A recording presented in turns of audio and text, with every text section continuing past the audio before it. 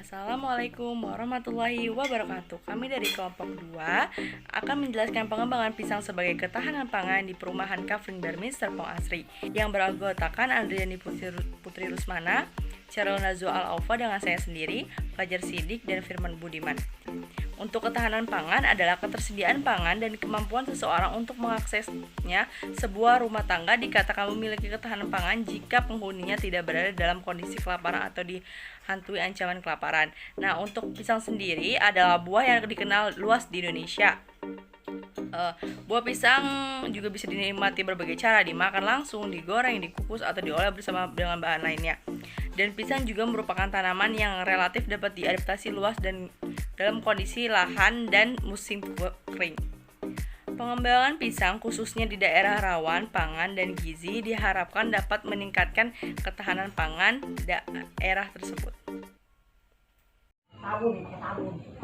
Produksi pisang daerah ini selain bisa memenuhi pasar lokal juga dipasok ke daerah lain seperti Tangerang, Jakarta, dan Bogor.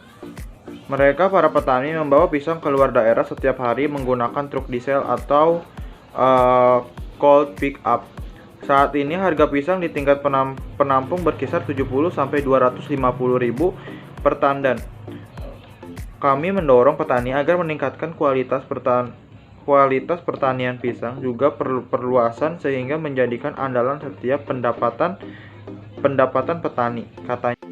Menurut Dede, pertanian pisang tersebut memberikan dampak positif terhadap pertumbuhan ekonomi masyarakat pedesaan. Kehidupan petani pisang cukup sejahtera dan mampu membangun rumah hingga menyekolahkan anaknya hingga perguruan tinggi. Sebab pendapatan petani pisang bisa menghasilkan perputaran uang hasil penjualan pisang mencapai ratusan juta rupiah per hari dari tanam seluas 1 hektar. Selanjutnya manfaat pisang bagi tubuh. 1. Sumber karbohidrat dan vitamin A. Buah pisang kaya akan vitamin dan serat. Pisang sebagai perlancar metabolisme. Ketiga, meningkatkan kekebalan tubuh. Keempat, melancarkan aliran oksigen ke otak. Kelima, mengatasi anemia. Keenam, menurunkan berat badan. Ketujuh, menyehatkan tulang.